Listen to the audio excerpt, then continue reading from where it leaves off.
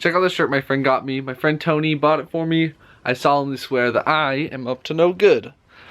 I love it. Today we're going to be doing the New York by the book tag, and I was tagged by Amy from Shout Amy, and I'll leave a link to her video and the original creators video down below if you want to check those out after you watch my video, of course. There are 10 questions, so let's just get kicking. It's not even a phrase. It is now. Number 1, what book is on your nightstand currently or right now? The only one that I have on my nightstand is the one that I'm currently reading, and that is Sandrider by Angie Sage. This is the second book in the Todd Hunter Moon series. It is a continuation of the Septimus Heap series, also by Angie Sage, which is a 7-book series. So not many people are going to be reading this book because it is book 9 in the world. So yeah, that's a lot of books to get to. Number 2, what is the last truly great book that you read? And for me, that's going to be Challenger Deep by Neil Shusterman. I thought that this was just a home run, knocked it out of the park. The execution is amazing, the writing is amazing, the story is amazing, the message is amazing. It's just amazing.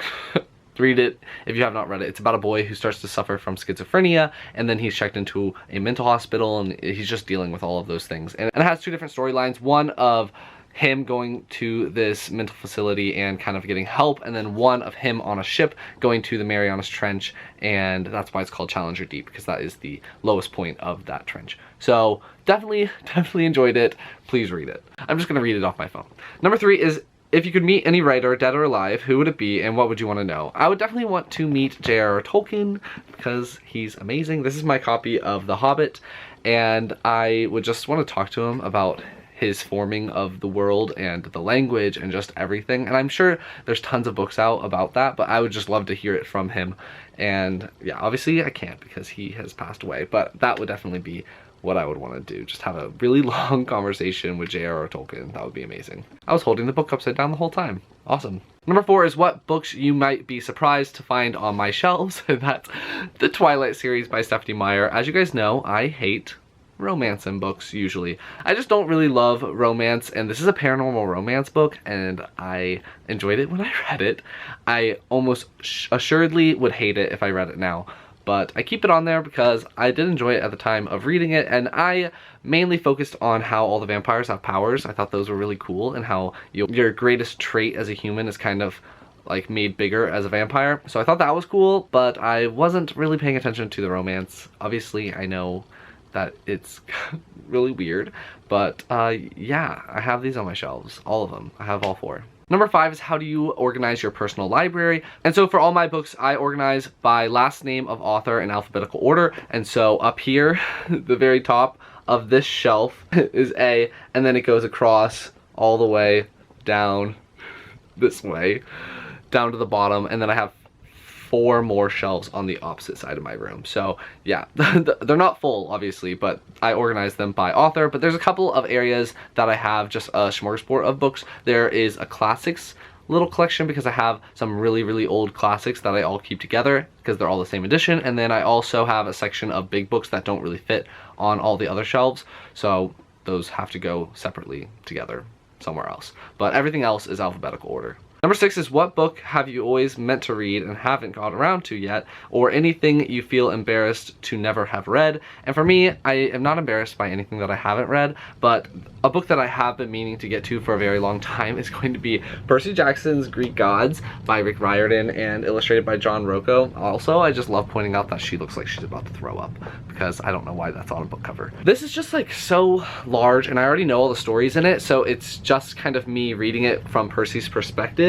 And I just have a hard time. It's not like I can bring this book anywhere, so I have to read it in my bed, and when I'm in my bed I usually read something else. I don't like just sit around reading huge books. So yeah, I just need to do it because I have the other one. I have the Greek Heroes as well, so I just need to read them because it's been years. So yeah, this is also one of those big books that doesn't fit on any of the other shelves, so I have to put it up on top of my shelves with all the other big books. See, like it just doesn't fit. Number 7 is disappointing books, or books that you wish you had liked and then didn't like. There's a whole bunch of different things in the question, but that's what I'm going to be talking about. And then also, do you remember the last book that you put down without finishing? And yes, I do. I'll go through all of them. So the first book that I should have liked but didn't like was Uprooted by Naomi Novik. I did like it, but I didn't like it as much as I thought I was going to. Sana from Inkbones Books loves this book, and I was like, perfect, I'm gonna love it too. And then when I started reading it, I really just didn't like it.